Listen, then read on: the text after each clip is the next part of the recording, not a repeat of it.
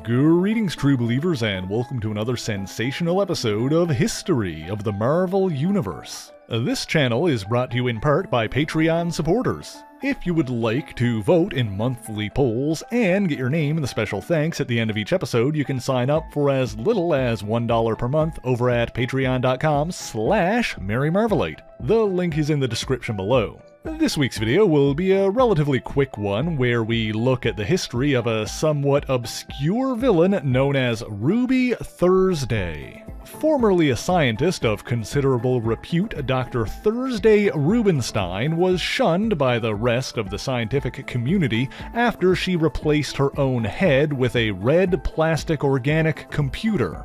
While her new head's standard form was a perfectly round orb, she could mentally reshape it into whatever she desired. She was also able to grow additional appendages like tentacles or wings out of her head. Not only that, but the orb can explode with enough force that she once knocked out Doctor Strange, the Asgardian Valkyrie, and, thanks to anti-gamma radiation, even the Incredible Hulk in a single blast. Her shattered head soon came together once again, but if it were to be permanently destroyed, she also keeps backup copies of her consciousness ready to be downloaded into spare heads. After being rejected by society, Rubenstein turned to crime with the ultimate goal of replacing everyone's heads with organic computers like her own. Calling herself Ruby Thursday, she joined up with a group of criminals known as the Headmen. This team was founded by Dr. Arthur Nagin, the Gorilla Man, not to be confused with Kenneth Hale, the other, more heroic Gorilla Man.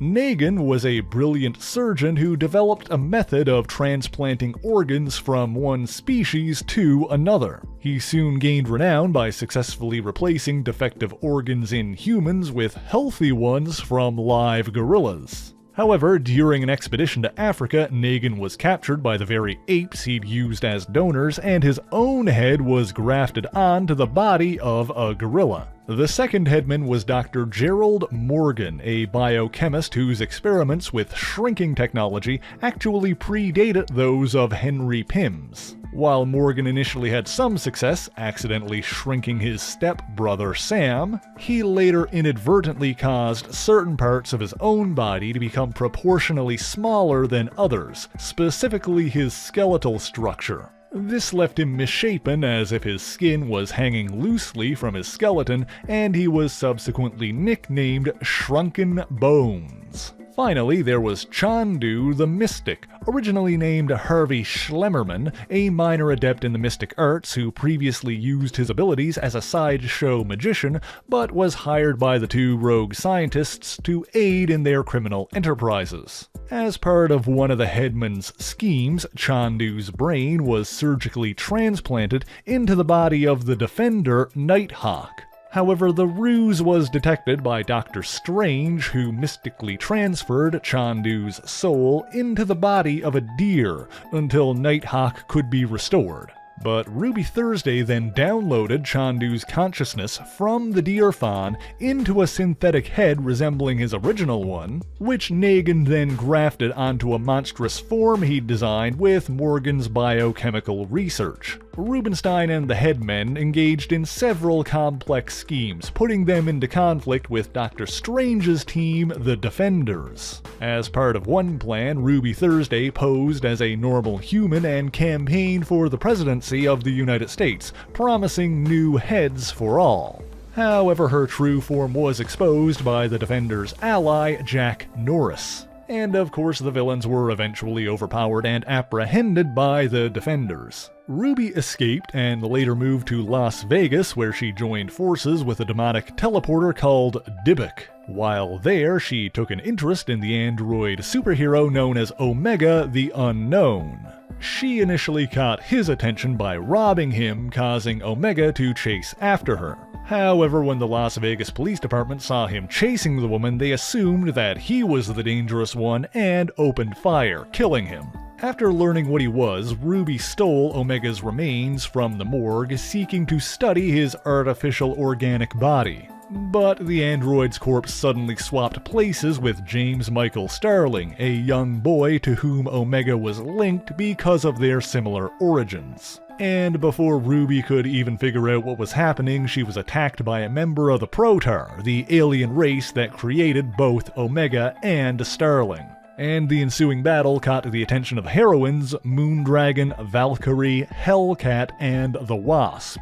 Thinking the red orb was merely a helmet, the Wasp badly damaged Ruby's computer head, seemingly killing her. Of course, she soon regenerated and later rejoined the Headmen. This time they hired the Circus of Crime and Mysterio, the Master of Illusion, to capture Jennifer Walters, the Sensational She-Hulk. Originally, they intended on transplanting Chandu's head onto She-Hulk's body. When removing her head proved beyond their capabilities, they instead used herself to create a headless clone and used that as Chandu's new body. In either event, this plan ultimately failed thanks to the intervention of Spider-Man.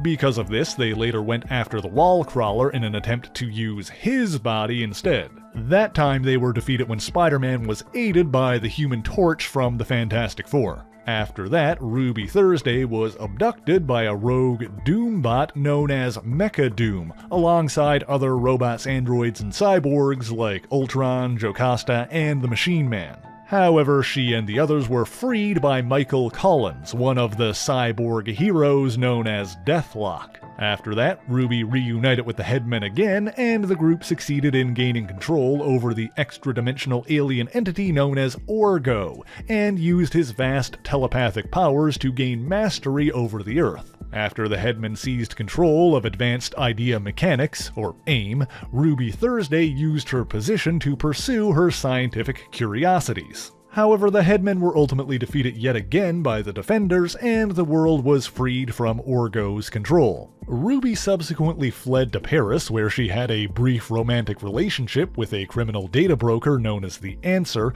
but she left him heartbroken when she unexpectedly dumped him. However, the two met again when she returned to ask him how to steal large amounts of money from Advanced Idea Mechanics. But then Ruby was found out by AIM, who hired the highly skilled assassin Bullseye to kill her.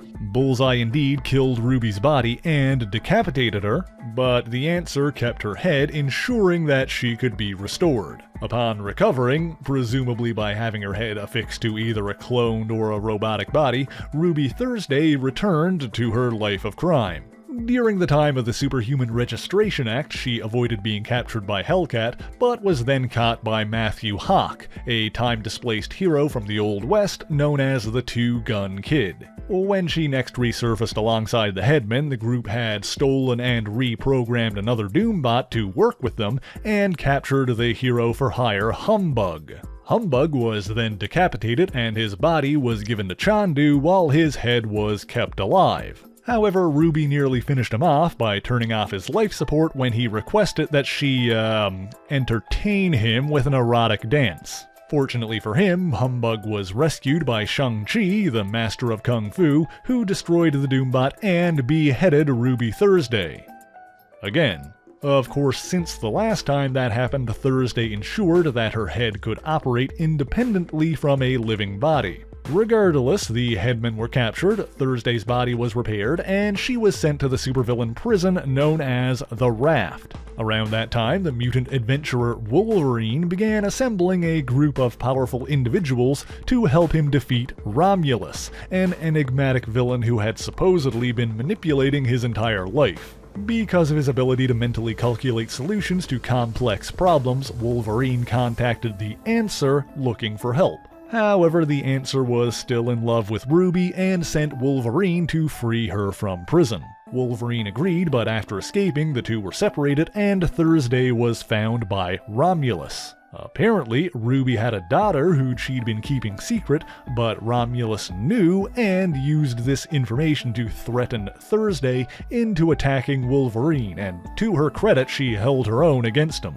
However, when Wolverine's allies arrived, Ruby was defeated and sent back to the Raft. She later escaped as part of a mass breakout from a courthouse and battled the students from Hank Pym's Avengers Academy. Her head was knocked off once again, but this time her body was able to move without it and she ran off. She was apprehended again, presumably by Pym himself, and sent to a prison upstate when the Raft was damaged.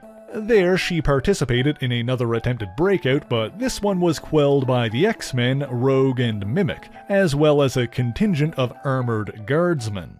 Of course, this wasn't the last of her, and Ruby Thursday was later seen in a secret supervillain nightclub, and sometime after that, she and the Headmen battled the Fearless Defenders alongside Quicksand and the Enchantress Sylvie Lushton. Sometime after that, the Headmen joined forces with Angar the Screamer and the villainous Dr. Bong in an attempt to open the multiverse and attain cosmic power. The villains began wondering if helping Dr. Bong become godlike was wise, leading to a somewhat philosophical discussion. Gorilla Man insisted that he only worries when crazy people like Bong start acting sane. Shrunken Bones added that he's comfortable as long as the heroes act like heroes and the villains act like villains. Finally, Ruby Thursday remarked that as long as Spider-Man still cracks jokes, then all is right in the world. However, a strangely silent Spider-Man then arrived and defeated the villains, all without uttering a single word. Mind you, this was just because he was suffering from laryngitis at the time. Ruby Thursday subsequently battled Spider-Woman's protege, the Porcupine, alongside several other supervillains. She was last seen still alive and out of prison alongside Angar the Screamer, so it's safe to say that we haven't seen the last of Ruby Thursday. But that's all I've got for you this week. Thank you so much for watching. I hope you enjoyed this brief look at an obscure villain, and if you did, please leave a like, share the video, and subscribe for more marvelous content. Be sure to leave a comment letting me know what Marvel hero or villain you want to hear about next, and as always, the issues referenced in this video are listed in the description below if you would like to read them for yourself, as well as links to other places you can find me, including my Patreon page where for only $1 a month you can get your name in these special thanks here and help decide what topics get covered on the channel. So until next time, true believers, Excelsior!